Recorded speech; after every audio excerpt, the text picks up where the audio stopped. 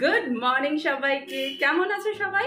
দুদিন video post করা হয়নি, শরীরটা ভালো ছিল না, তাই আজকে আবার একটা নতুন ডেইলি ব্লগ নিয়ে চলে এসেছি তোমাদের কাছে। দেখতে থাকো ভিডিওটা, আশা করি তোমাদের ভালো লাগবে।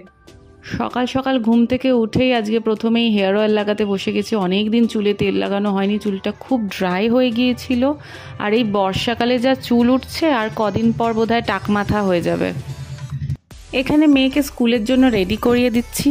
কালকে সন্ধেবেলা মেয়ে বাবার সাথে গিয়ে নিজের চুলটাকে এত শর্ট করে কেটে এনেছে। আমার খুব একটা ইচ্ছা ছিল না যে এত শর্ট করেও চুল কাটুক, কিন্তু ওর খুব ইচ্ছা যে ও একদম শর্ট করে চুল কাটবে।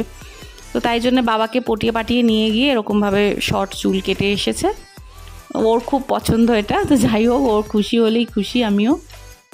আজকে টিফিনে ওকে পাস্তা নুডলস বানিয়ে দিচ্ছি। প্রতিদিনই কী রোজ রোজ টিফিনে দেবো সেটা নিয়ে একটা সত্যিই সমস্যার ব্যাপার, বুঝে উঠতে পারি না কী দেওয়া যায়। অনেকটা টাইম যেহেতু স্কুলে কাটাতে হয়, তাই একটু ভারী টিফিনই দিতে হয়।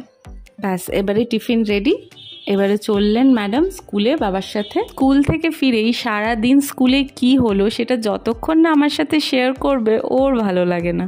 স্কুলে কে কি বললো, কার সাথে কি কথা হলো, কার সাথে একটু ঝগড়া হলো, ম্যামরা কোনো পড়া জিজ্ঞেস করাতে পড়াটা পাড়ায় সেটা ম্যামরা অ্যাপ্রিসিয়েট করলো কিনা, বা কোনো গেম খুব ভালো খেলেছে কিনা, এইভাবে সারাক্ষণ স্কুলে যা করে খুঁটিনাটি টুকটাক সব এসে যতক্ষণ না আমাকে শেয়ার করে ততক্ষণ ওর ভালো লাগে না। আর আমিও ওয়েট করে বসে থাকি ও কখন এসে ওর এই গল্পগুলো আমাকে করবে। আজকে সকাল সকাল স্নান সেরে নিয়েছি, কারণ মাথায় এত তেল মেখেছিলাম আমার আর ভালো লাগছিল না মাথা ভর্তি এত তেল নিয়ে, তাই সকাল সকালই শ্যাম্পু করে নিয়েছি।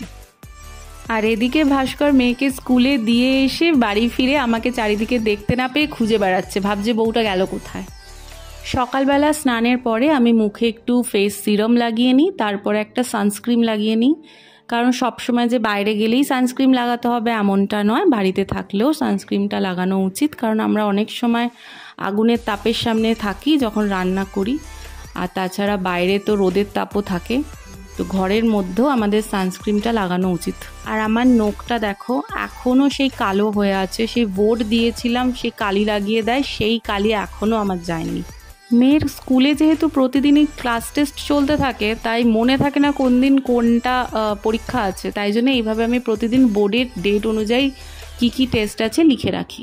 এখানে আমরা ব্রেকফাস্ট করতে বসে গেছি। শাশুড়ি মা প্রতিদিনই আমাদের ব্রেকফাস্ট কিছু না কিছু বানিয়ে দেয়, তো এই ডিপার্টমেন্টটা আমার শাশুমায়ের। ব্রেকফাস্ট করতে করতে বেল বেজে উঠলো, আবার আমাদের ডেলিভারি দাদা এসে হাজির আমার দুটো পার্সেল নিয়ে। দেখা যাক আজকে কি এসেছে, কারণ আমি নিজেও জানি না যে কোন পার্সেলগুলো আজকে ঢুকেছে। তো তোমাদের সাথে তো সব পার্সেলই আমি শেয়ার করি।